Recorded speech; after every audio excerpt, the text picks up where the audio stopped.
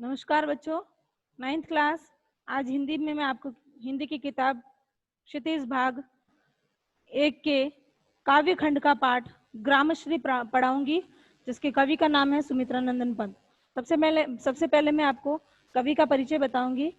इनका नाम है सुमित्रानंदन पंत और इनका जन्म 1900 ईस्वी में उत्तर प्रदेश के कौशानी गांव में हुआ था और इनकी मृत्यु 1977 में हुई थी। ठीक है। इनके पिता का नाम गंगादत्त था। इनकी मुख्य कृतियां ग्राम्य, चिदंबरा, वीणा, ग्रंथि, गुंजन, पल्लव, कई सारी इनकी कृतियां हैं और इन्हें भारतीय ज्ञानपीठ पुरस्कार से, पद्म भूषण, साहित्य अकादमी और नेहरू लैंड पुरस्कार से भी, सोवियत नेहरू लैंड पुरस्कार से भी इनको सम्मानित किया गया है। पंत जी ने अपनी कविताओं में सही शब्दों का और सटीक शब्दों का प्रयोग किया, इसलिए इन्हें शब्द शिल्पी भी कहा जाता है। इस कविता में हम ग्रामश्री यानी गांव की प्राकृतिक सुंदरता का वर्णन पढ़ेंगे। और गांवों में जब मौसम बदलते हैं तो खेतों का वातावरण कैसा होता है, अलग अलग मौसम में कौन कौन से नए नए परिवर्तन होते हैं, वो हम इस कविता के माध्यम से जानेंगे। देखिए बच्चों, ग्रामश्री कविता में पंत ने गांव की प्राकृतिक सुषमा और समृद्धि का मनोहारी वर्णन किया है। खेतों में दूर दूर तक फैली लहलहाती फसलें, फल फूलों से लदी पेड़ों की डालियां और गंगा की सुंदर रेतीली धरती का वर्णन किया है, जिससे ये कविता और ही रोमांचित कर देती है हमें। कविता शुरू हो रही है। ग्रामश्री। देखिए, पहला पद है, फैली खेतों में दूर तलक मखमल की कोमल हरियाली, लिपटी जिससे रवि की किरणें चांदी की सी उजली जाली, तिनकों के हरे हरे तन पर हिल हरित रुधिर है रहा झलक, श्यामल भूतल पर झुका हुआ नभ का चीर निर्मल नीर पलक। कवि गांव की प्राकृतिक सुषमा और सुंदरता का वर्णन करते हुए और समृद्धि का वर्णन करते हुए हमें कहते हैं कि गांवों में जो खेत हैं, खेतों में दूर दूर तक कोमल हरियाली चारों ओर फैल चुकी है और उस पर सूर्य की जो किरणें हैं वो ऐसे शोभायमान हो रही जैसे मानो किसी ने चांदी की जाली बिछा दी हो, और जो हरी हरी घास और जो तिनके हैं वो ऐसे प्रतीत हो रहे हैं, उनका रंग इतना चमक रहा है, उनका जो हरा रंग है वो ऐसा लग रहा है मानो उनके अंदर से हरे रंग का रक्त प्रवाहित हो रहा हो। श्यामल भूतल पर झुका हुआ नभ का चीर निर्मल नील फरक। कवि कहता है, हरियाली से शोभायमान धरती पर जो नीला आकाश है वो एक पट या फलक के समान झुका हुआ है, अर्थात गांव का जो प्राकृतिक परिवेश है वह बड़ा ही मनोरम और सुरम्य है।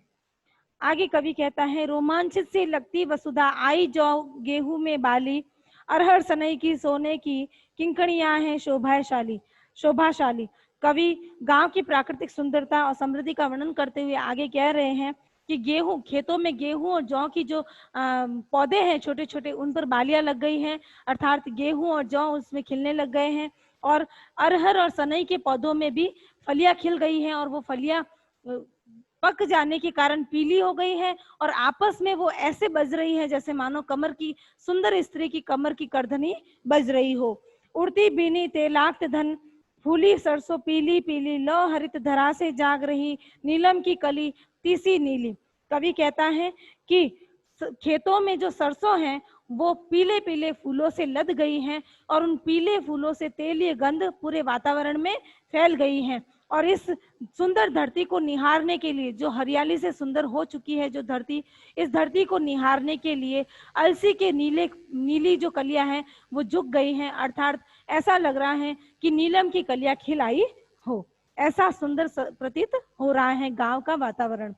आगे कवि कहता है, रंग रंग के फूलों में रिल मिल हंस रही सखिया मटर खड़ी, मखमली पेटियों से लटकी छिमिया बिछाए बीज लड़ी। कवि पंत जी ग्राम्य प्रकृति का वर्णन करते हुए कहते हैं कि खेतों में रंग बिरंगे फूल घुल मिलकर हंस रहे हैं, खिले हुए हैं और खिला रहे हैं, और उनके बीच में मटर के पौधे हंसते हुए खड़े दिखाई दे रहे हैं। ऐसा लग रहा हो मानो कोई एक सखी अपनी सजी सवरी सारी सखियों को देखकर मुस्कुरा रही हो। ऐसा लग रहा है कि वो मटर के पौधे भी पूरी प्रकृति को देखकर मुस्कुरा रहे हैं। और जो सेम की फलियां, सेम यानी चवला, ठीक है। तो सेम की फलियां जो है वो मखमली पेटी के समान लटकी हुई हैं और उसके अंदर से फलियों के जो बीज हैं वो रंग बिरंगे लड़ियों के समान प्रतीत हो रहे हैं। फिरती है रंग रंग की तितली, रंग रंग के फूलों पर सुंदर, फूल फिरते हैं फूल स्वयं उड़ उड़ व्रंतों से व्रंतों पर। कवि कहता है कि खेतों में रंग बिरंगे फूल खिल उठे हैं और उन रंग बिरंगे फूलों पर रंग बिरंगी तितलियां मंडरा रही हैं और उन तितलियों को मंडराते हुए देखते तो ऐसा लगता है मानो जैसे पौधों की डालियां एक दूसरे पर जाकर मंडरा रही हैं। ऐसा प्रतीत हो रहा है गांव का परिवेश। अब कवि आगे कहता है, अब रजत स्वर्ण मंजरियों से लद गई आम्र तरु की डाली, झर रहे ढाक पीपल के दल, हो उठी कोकिला मतवाली।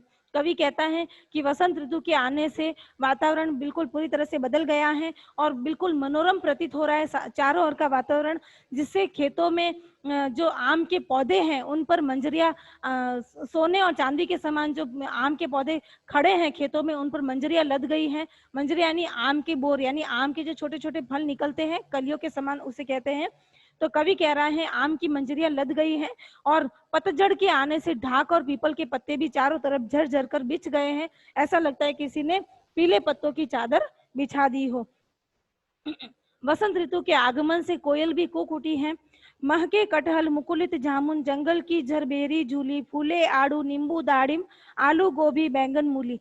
कवि कहता है कि चारों ओर कटहल की खुशबू वातावरण में फैल गई है और छोटे छोटे जामुन के पेड़ों पर छोटी छोटी कलियां भी, जो आधी कलियां अर्थात जो कच्चे जामुन हैं वो भी आ गए हैं और जंगल में चारों ओर झरबेली की जो डालियां हैं वो लहरा लहरा कर झूम उठी हैं और ऐसा प्राकृतिक सुंदर वातावरण हो गया है गांव का कि नींबू अनार दाड़िम आलू बैंगन गोभी की जो सब आदि जो सब्जियों के पौधे हैं उन पर भी फूल खिल गए हैं और ऐसा लग रहा है कि इन फूलों से अभी चारों तरफ जो इन फूलों की जो खुशबू है वो चारों तरफ फैल रही है और पूरी तरह से वातावरण सुरम्य बन रहा है और प्रकृति की जो सुषमा है और जो समृद्धि वो और ज्यादा इनके आने से बढ़ गई है। इस कविता को आज इतना ही पढ़ेंगे, आगे का भाग हम शेष कल पढ़ाएंगे। धन्यवाद।